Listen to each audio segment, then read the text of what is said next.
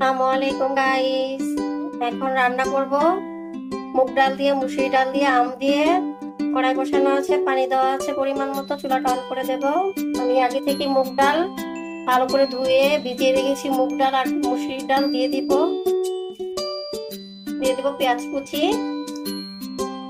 আসা পর্যন্ত অপেক্ষা করব। ডাল ভালো করে ফুটে গেছে, এখন এক করে মশলাগুলো দিব। হলুদের গুঁড়া, লবণ, এখানে আছে গরম মশলার ফাঁকি, ধনিয়া ফাঁকি দিয়ে দিব। ভালো করে মিশিয়ে নেব।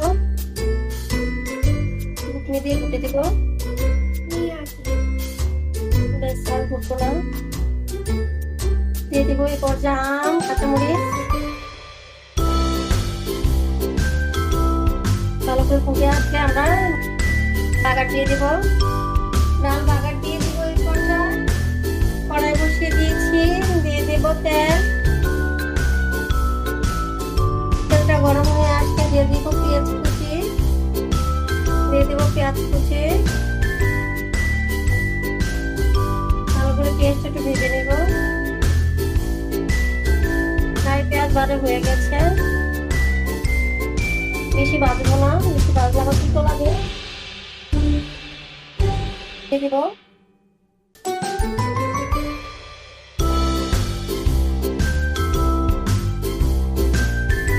এখন অ্যাড করবো ধনিয়া পাতা। দিয়ে দিব ধনিয়া পাতা। ডালটা ভালো করে ফুটে আসলে আমি উঠিয়ে নেব। আপনারাও এরকম ভাবে রান্না করে খেয়ে দেখবেন। এই গরমের মধ্যে আম দিয়ে, মুগ ডাল, মুসুরি ডাল দিয়ে, আম দিয়ে রান্না করে খেয়ে দেখবেন, খুবই টেস্ট লাগে। আমাদের ডাল রান্না যদি ভালো লাগে আপনাদের কাছে, লাইক দিয়েন, শেয়ার করেন, সাবস্ক্রাইব করেন, আমাদের পেজটি ফলো দিয়েন। তো কমপ্লিট আমাদের আম দিয়ে, মুগ ডাল দিয়ে, মুসুরি ডাল আর মুগ ডাল মিশিয়ে আম দিয়ে রান্না করেছি। খেয়ে দেখবেন আপনারাও। আমাদের ডাল ফুটে আসছে, করে দেব।